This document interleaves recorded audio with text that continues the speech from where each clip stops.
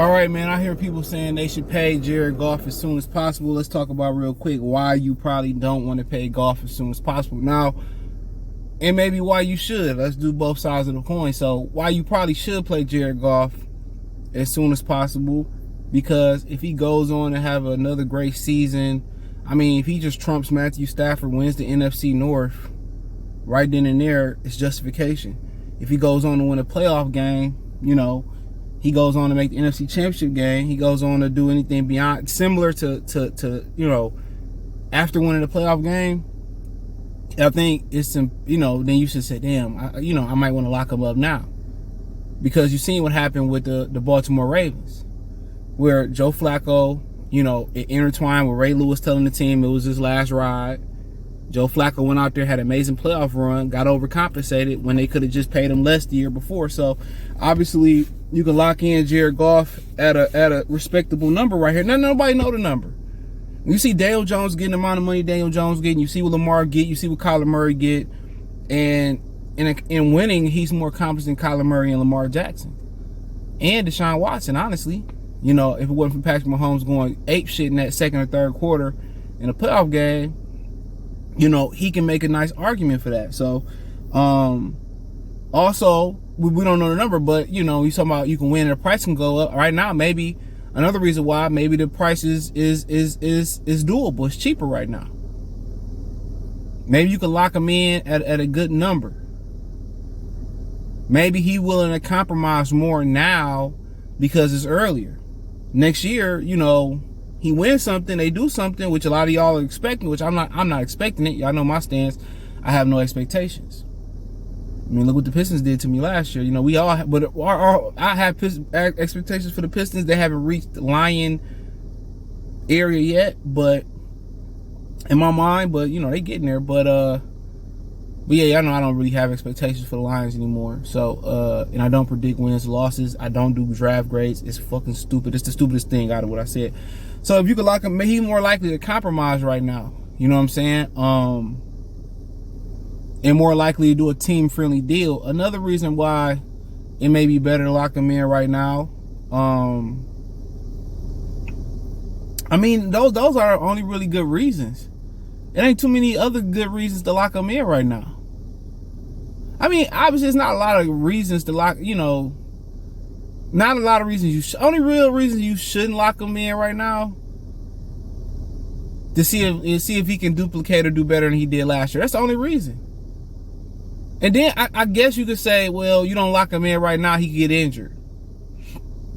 Right? Those are the only two reasons why you wouldn't lock him up. You know, to prove himself again, and injuries. That's it. But then again, if you believe in your scouting, the injury really ain't a bad thing. I mean, it's a bad thing, but it's not the worst thing because you took Hendon Hooker. So if you believe in Hendon Hooker and he has a major injury, guess what? I don't have to go out there and spend a boatload of money or boatload of assets on, I don't know. Let's just say Kirk Cousins. Let's say Minnesota say, we fucking done with Kirk Cousins. We trading for Trey Lance, whatever. Let's just say in hypothetical, they was interested. All right, you know, Kirk Cousins available. We willing to trade him to you in a division. That's a big red flag to really trade you a player in a division, right? But in this hypothetical crazy scenario, you're like, oh no, we really like what we see from Hendon Hooker. You know, we think Hendon can do it. You know, so really the injury thing doesn't really become a major factor. But the great thing about locking him in right now, you're gonna lock him in at a compromised number.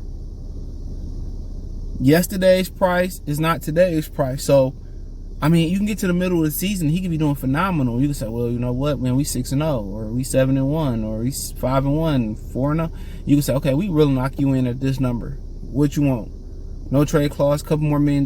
Boom, we could do it. So, I mean, there's reasons why you shouldn't do it right now. But from this aspect, from a performance standpoint of view, the crazy thing about it as well too is, as right now, what is it? May, I don't know what the fuck it is today. Excuse my language.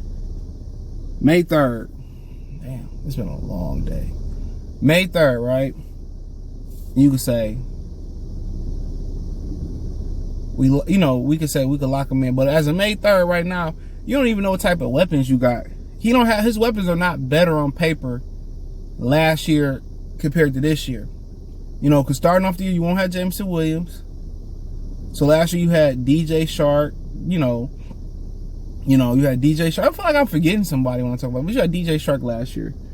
You didn't have J-Mo start off. You had him in the year, but you had DJ Shark, Josh Reynolds, St. Brown in the slot. You had TJ Hawkinson, who Minnesota just apparently knew how to use and we didn't. Swift, Jamal Williams. So coming into this year, Montgomery, I think it's an upgrade over Jamal Williams. You got to see what Jahmyr Gibbs, what he gonna do. But let's say he stay healthy, he an upgrade. But then again, I just think on the outside, no DJ Shark, no J-Mo, St. Brown. So it's close, when you think about it. But I think DJ Shark was a very, very vital piece to what they done. His ability to stretch that field with that speed and the connection him and Goff had, at least in training camp at the end of last season, that's hard to replicate.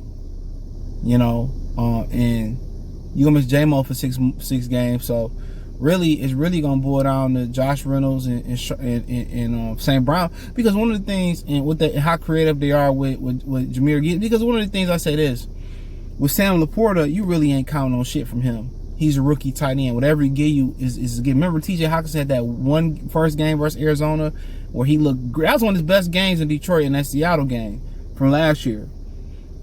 He had one of the best, that was one of his best games ever. And after that, it really wasn't much in the rookie season. But Matthew Stafford, I believe, did get injured that year. So it was Driscoll and David Blogg. So, I think it's two, in my mind, I can think of two good reasons why you sign him now. The price. You lock him in at probably a better price. They're willing to compromise. And when you lock him in, you're able to kind of see the salary cap. You get a better vivid picture of the salary cap. So, and the reasons you don't lock him in, you want to see if he can replicate and build on what he did last year, replicate it. And injuries and stuff of that, and also Ben Johnson. You got to understand, you getting Jared Goff with Ben Johnson, and Ben Johnson is great. And after next year, and they do well again, Ben Johnson won't be here. Hopefully they got somebody in the bullpen warming up and learning from Ben Johnson and somebody in mind. So, but yeah, man, in my opinion, I just roll the dice on it. I roll the dice on it, see what he do. You got him locked up for this year and next year, so in reality, you can tag him too. I wouldn't do that, but after next year, so you could. Ain't no rush. And then, do we really want to be here? Is the question. And I think it's grown on him, and he does want to be here, and he does want to be a part of winning. It's a team offense that's built around him. So, yeah, let me know what you girls and guys think. Check out the Detroit Lions Talk playlist. Thumbs up the video, share the video, subscribe to the channel. And the subscribe button is the bell icon button. Hit all notifications, increase your chance, get notifications. We go live or drop video.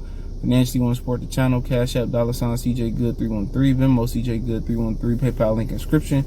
Hit the link tree. Find me on TikTok, Twitter, Instagram, Spotify, Cash App, Venmo, PayPal. Appreciate the love and support. Peace.